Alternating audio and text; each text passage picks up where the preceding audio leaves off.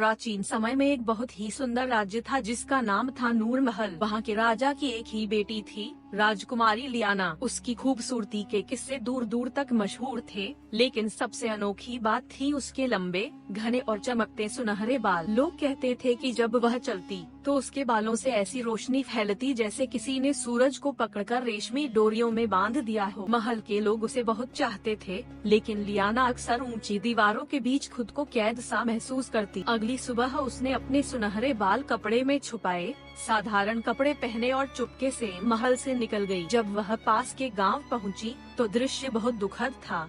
बच्चे नंगे पांव मिट्टी में बैठे थे। एक पुराने कुएं पर औरतें पानी के लिए झगड़ रही थीं।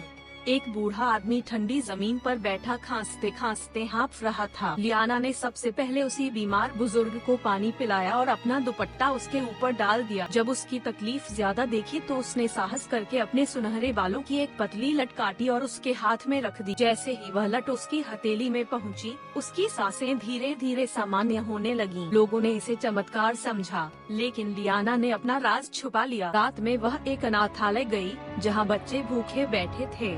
उसने जमीन पर पेंसिल से रोटी और फलों की तस्वीरें बनाई और कुछ ही पलों में वे तस्वीरें सचमुच का खाना बन गईं। बच्चे पहली बार पेट भरकर सोए। कुछ ही दिनों में उसने टूटा हुआ कुआं करवाया, बीमारों के लिए दवाएं लाईं, अनाज बांटा और जहां भी जरूरत थी चुपचाप मदद पहुंचाती रही। लोग उसे चांदनी परी कहने लगे। एक दिन एक छोटी लड़की ने अचानक उसके सुनहरे बाल देख लिए। वह चिल्लाई, अरे ये तो राजकुमारी है, मैंने इसकी तस्वीर स्कूल की किताब में देखी है। पहले लोग डर गए कि शायद उसे सजा मिलेगी, लेकिन राजकुमारी ने प्यार से कहा, अगर मेरा नाम और मेरा लिबास लोगों के काम न आए तो राजकुमारी होने का क्या फायदा। जब राजा को सब बात पता चली तो वह खुद गांव आया। उसने देखा कि उसकी बेटी सिर्फ ताज की नहीं बल्कि लोगों के दिल की रानी है। राजा ने सबके सामने घोषणा की, आज से राजकुमारी लियाना महल की गद्दी की नहीं, जनता की सेवा की वारिस है। लोगों ने ताली बजाई, दुआएं दी और उस दिन से लियाना ने अपने सुनहरे बालों को घमंड नहीं